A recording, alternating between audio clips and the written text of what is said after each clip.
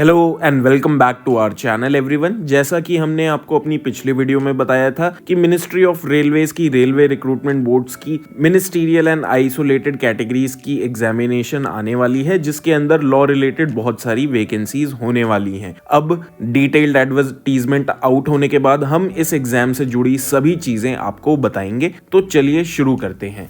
जैसा कि आप देख सकते हैं, डिटेल्ड एडवर्टीजमेंट आउट हो चुका है। ओपनिंग डेट ऑफ एग्जामिनेशन है, एप्लीकेशन फॉर्म है 7 जनवरी 2025 से लेके आप फॉर्म भर सकते हैं 6 फरवरी 2025 तक। फी पेमेंट की डेट दी गई है 7 फरवरी से 8 फरवरी तक। इस लास्ट डेट्स हैं ये, इसके बाद आप फीस भर सकते हैं, इसके बाद आप फीस नहीं भर पाएंगे। 6 फरवरी को लास्ट डेट फॉर्म भरने की है, फीस भरने की लास्ट डेट है 8 फरवरी। और अगर आपको अपने फॉर्म में कुछ मॉडिफिकेशंस करने हैं तो मॉडिफिकेशन विंडो 9 फरवरी 2025 से 18 फरवरी 2025 तक ओपन रहेगी। Dates of computer based test जो है वो बाद में बताई जाएगी और रिक्रूटमेंट प्रोसेस से रिलेटेड बाकी सारी इंफॉर्मेशन भी आपको आरआरबी की वेबसाइट्स पे बताई जाएगी। सबसे जरूरी बात जो आपको ध्यान में रखनी है वो ये है कि आपको जितनी भी एलिजिबिलिटी कंडीशंस हैं उनको 6 फरवरी 2025 तक फुलफिल करना होगा। जो लोग फाइनल रिजल्ट्स का वेट कर रहे हैं और उनका रिजल्ट अगर क्लोजिंग डेट के बाद आता है, after the closing date of online examination, तो उन लोगों को ये फॉर्म नहीं भरना चाहिए, ऐसा रेलवे ने पहले से ही बता दिया है। रेलवेज ने स्पष्ट कर दिया है कि हर कैंडिडेट को ये इंश्योर करना होगा कि अगर उसकी कोई भी एजुकेशनल, टेक्निकल या प्रोफेशनल क्वालिफिकेशन है, भले ही वो आपकी डिग्री के लिए हो, अगर आप फ्रेशर हैं और स्टाफ एंड वेलफेयर इंस्पेक्टर के लिए अप्लाई कर रहे हैं, या फिर अगर आप चीफ लॉ असिस्टेंट के लिए अप्लाई कर रहे हैं या पब्लिक प्रोसिक्यूटर के लिए अप्लाई कर रहे हैं, तो आपकी प्रोफेशनल क्वालिफिकेशंस भी 6 फरवरी 2025 तक कंप्लीट होनी चाहिए। और जिन लोगों का फाइनल एग्जामिनेशन का रिजल्ट आने वाला है उन लोगों को इस फॉर्म को अप्लाई नहीं करना चाहिए। कोई भी अगर एक से ज्यादा एप्लीकेशन सबमिट करता है तो he will be debarred from future examinations of RRBs and railway recruitment cells. Form भरते वक्त रेलवे आपसे आपकी पोस्ट की प्रेफरेंस पूछेगा। अब उसके अंदर आपको जब भी आप फॉर्म भरेंगे, ऑनलाइन एप्लीकेशन अपनी भरेंगे, तो जो भी वेरियस पोस्ट्स के लिए आप अप्लाई करने वाले हैं और जो भी आरआरबी में आप ऑप्ट कर रहे हैं, वो सारी की सारी आपको ऑनलाइन एप्लीकेशन के अंदर बतानी पड़ेगी। जैसे ही रिक्रूटमेंट प्रोसेस खत्म होता है, आरआरबीज जो हैं वो पोस्ट अलॉट कर देंगे रेलवे या यूनिट में as per the option of eligible candidates only, subject to merit, medical standards and vacancy position. और जैसे ही कोई एक कैंडिडेट उस वैकेंसी में इम्पैनल हो जाएगा तो वो अपना राइट फोरफिट कर देगा किसी और पोस्ट के लिए।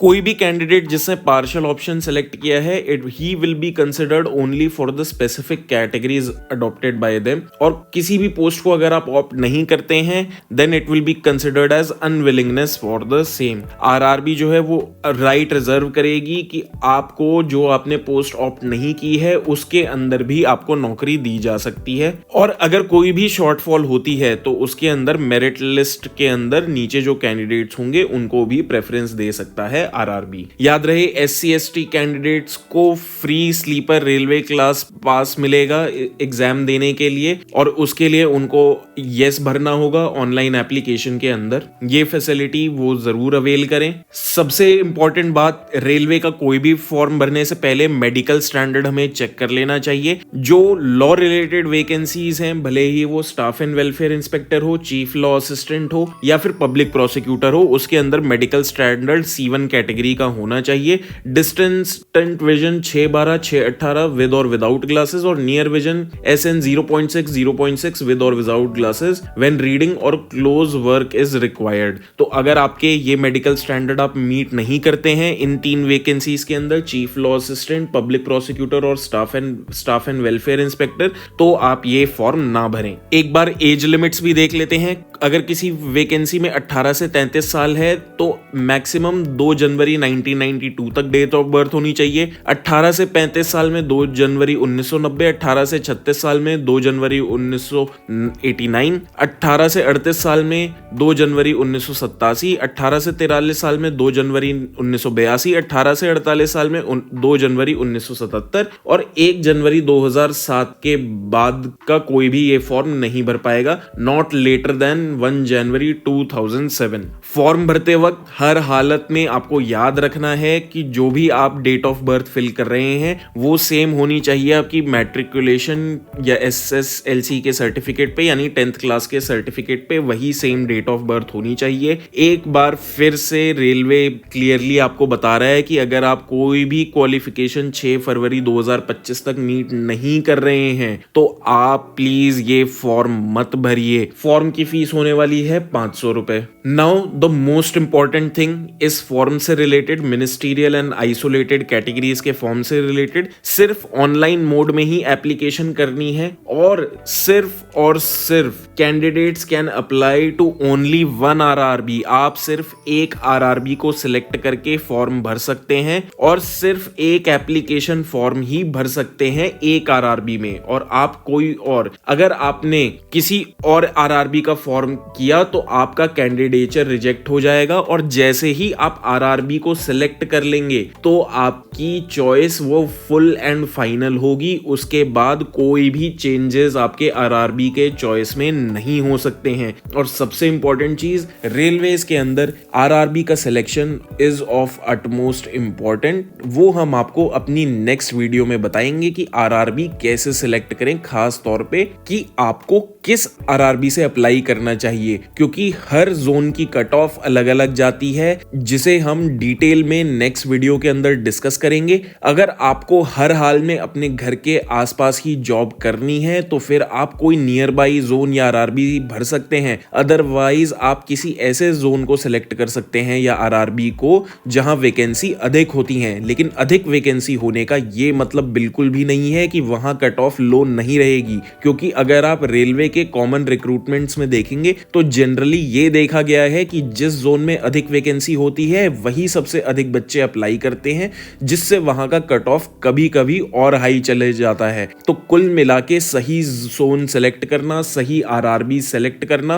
रेलवे रिक्रूटमेंट में एक चैलेंज होता है। तो इसका डिसीजन आपको सोच समझ के और हर पहलू पे विचार करके लेना चाहिए, क्योंकि आप सिर्फ एक RRB में अप्लाई कर सकते हैं और जैसे ही आपने उस RRB को सिलेक्ट कर लिया, your choice will be final, there will be no change after that. अब जो मिनिस्टीरियल एंड आइसोलेटेड कैटेगरी का एग्जाम होगा, इसके अंदर single stage computer based test होगा, यानी कि सिर्फ एक एग्जाम होगा 90 मिनट का, जिसके अंदर 100 क्वेश्चन पूछे जाएंगे। और अगर आप PWD कैंडिडेट हैं तो 120 मिनट दिए जाएंगे। अब जरा देख लेते हैं इस single stage computer based examination की क्या सब्जेक्ट वाइज बाइफर्केशन होगी। तो प्रोफेशनल एबिलिटी के 50 क्वेश्चन आएंगे 50 नंबर के, जनरल अवेयरनेस के 15 क्वेश्चन आएंगे 15 नंबर के, जनरल इंटेलिजेंस एंड रीजनिंग के 15 क्वेश्चन आएंगे 15 नंबर के, मैथमेटिक्स के 10 क्वेश्चन आएंगे 10 नंबर के, जनरल साइंस के 10 क्वेश्चन आएंगे 10 नंबर के। टोटल आपके 100 क्वेश्चन आएंगे 100 नंबर के, 90 मिनट का एग्जाम होगा। याद रखना है कि यहाँ पे 1/3 नेगेटिव मार्किंग भी होगी हर गलत आंसर के लिए। ब्रीफली देख लेते हैं। मैथमेटिक्स के अंदर आपको number systems, BODMAS, decimals, fractions, LCM, HCF, ratio, proportions, percentage, mensuration, time and work, time and distance, simple and compound interest, profit and loss, algebra, geometry, trigonometry, elementary statistics, square root, age calculations, calendar, clock, pipes and systems के ऊपर question देखने को मिलेंगे। General intelligence and reasoning के अंदर आपको analogies, alphabetical and number series, coding and decoding, mathematical operations, relationships, syllogism, jumbling, Venn diagram, data interpretation, sufficiency, conclusions and decision making, similarities and differences, analytical reasoning, classification, directions, statement, arguments and assumptions. General awareness के अंदर आपको current affairs, Indian geography, culture and history of India including freedom movement, Indian polity and constitution, Indian economy, environmental issues concerning India and the world, sports, general scientific and technological development etc. पे सवाल देखने को मिलेंगे। General science इसके अंदर आपको physics, chemistry and life sciences 10th standard CBSE syllabus तक की क्वेश्चंस देखने को मिलेंगे। मिनिमम अगर आप अनरिजर्व्ड कैटेगरी में है तो आपको 40% मार्क्स सिक्योर करने होंगे। ईडब्ल्यूएस में भी सेम है, ओबीसी नॉन क्रिमिनल में 30%, एससी में 30%, एसटी में 25%। ऐसा भी हो सकता है इवन दो ये single stage computer based test होगा RRB ministerial and isolated categories का, लेकिन ऐसा भी हो सकता है कि रेलवे सेकंड स्टेज भी करवाए। तो जब भी सेकंड स्टेज होगी कंप्यूटर बेस्ड टेस्ट की तो रेलवे के पास राइट होगा कि वो first stage of computer based test को क्वालिफाइंग टेस्ट मान ले for the purpose of short listing a reasonable number of candidates for the second stage CBT. Even though single stage paper है but अगर बहुत ज्यादा एप्लीकेशंस आती हैं तो रेलवे राइट रिजर्व करता है कि वो सेकंड स्टेज ऑफ एग्जामिनेशन भी करवा सकता है। नॉर्मलाइजेशन होगी, नॉर्मलाइज्ड मार्क्स इस पेपर के अंदर दिए जाएंगे। अब नॉर्मलाइजेशन से रिलेटेड यूजफुल इंफॉर्मेशन देख लेते हैं।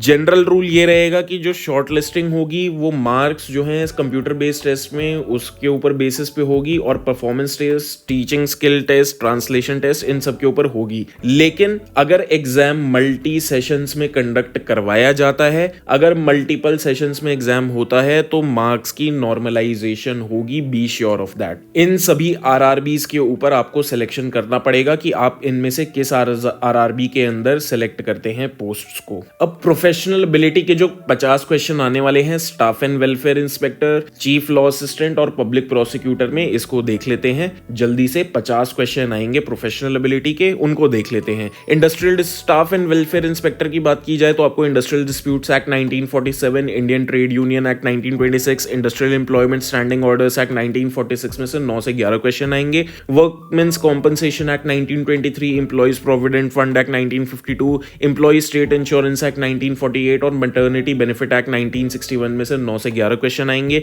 Minimum wages act 1948, payment of wages act 1936, payment of bonus act 1965, payment of gratuity act 1972 में से भी 9 से 11 क्वेश्चन आएंगे।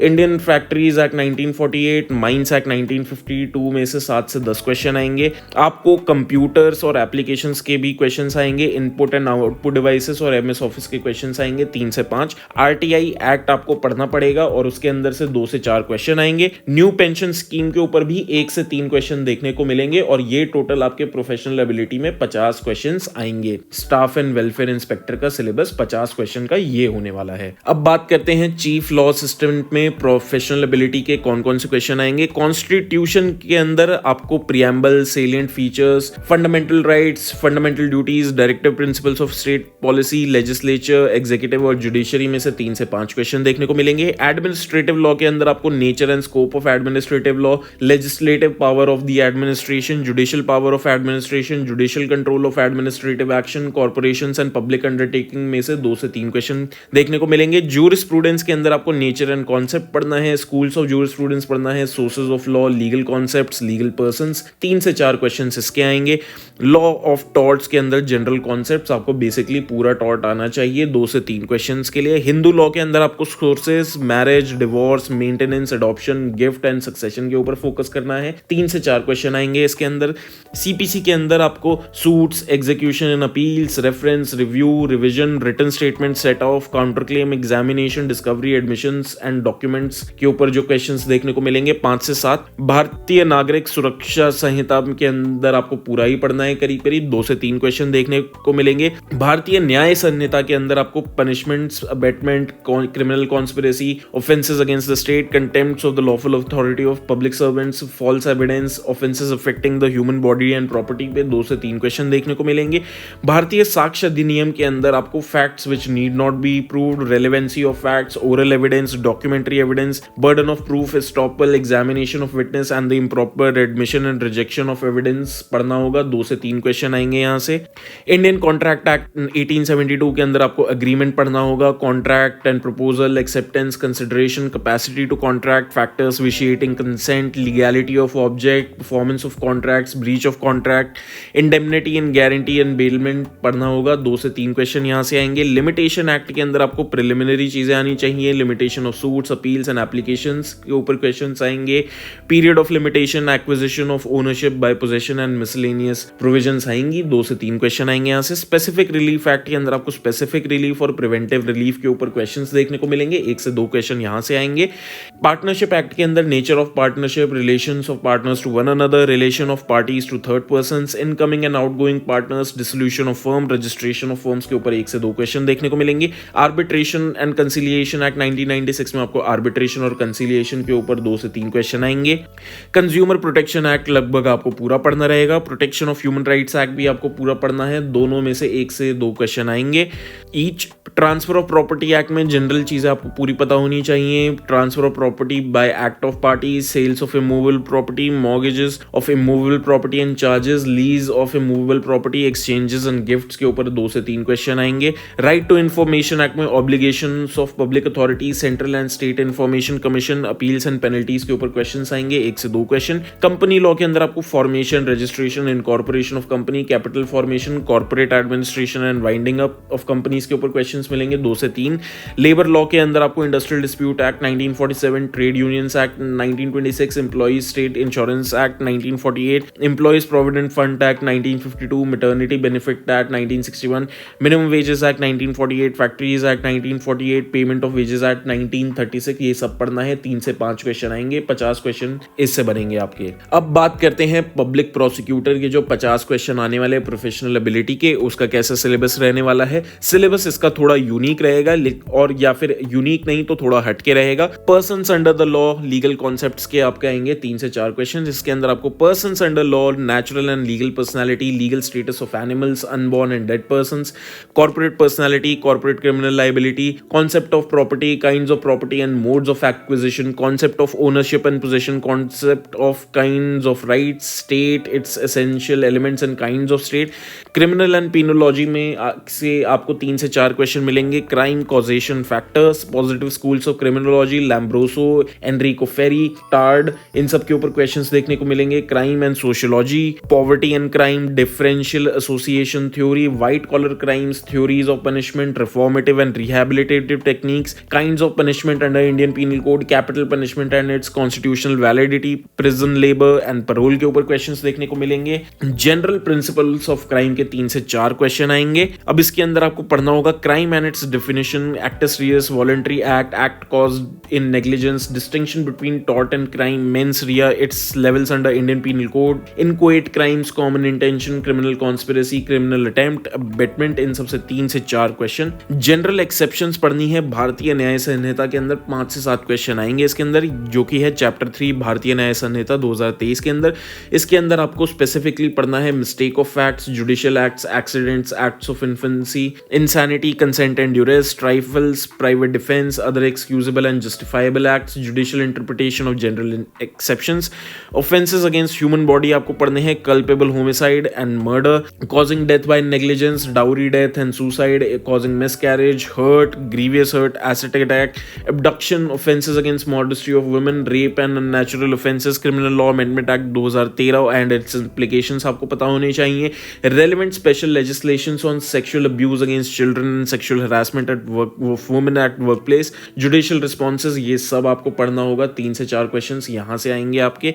offenses against property and other offenses 5 से 7 क्वेश्चन आपको यहाँ से देखने को मिलेंगे। इसके अंदर आपको theft, extortion, robbery, डकैती, criminal misappropriation of property, breach of trust, receiving stolen property, cheating, mischief, criminal trespass, forgery, perjury, offenses affecting public nuisance, offenses against state, offenses against religion and marriage, obscenity। 5 से 7 question यहाँ पे आएंगे आपके। Criminal justice administration से भी आपको 5 से 7 question आएंगे। अब इसके अंदर क्या क्या पढ़ना होगा आपको?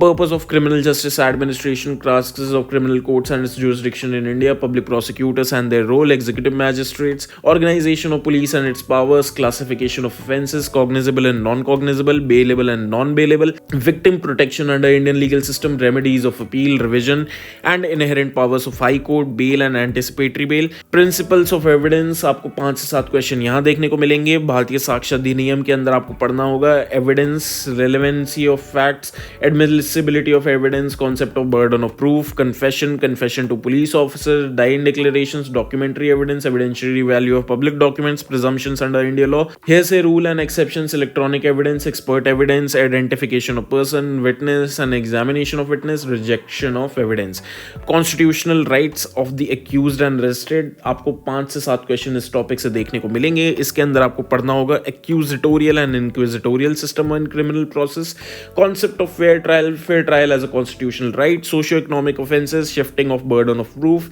Rights of the accused person, rights against self-incrimination, examination of the accused and victim under criminal procedure, scientific tests like narco-analysis, constitutional validity thereof, right against double jeopardy, constitutional and legal provisions, ex post facto law and criminal process, right to privacy and criminal process, right to be forgotten, prisoners' right to compensation for arbitrary arrest, preventive detention, free legal aid, legal services authority। इन सब से 5 से 7 question आएंगे।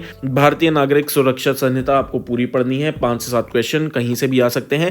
Railway protection force act 1957, railways act 1989, railway property unlawful possession act 1966, 5 से 7 act आएंगे। 50 question इससे बनेंगे आपके public prosecutor के प्रोफेशनल एबिलिटी के, जिसके 50 क्वेश्चन आने हैं।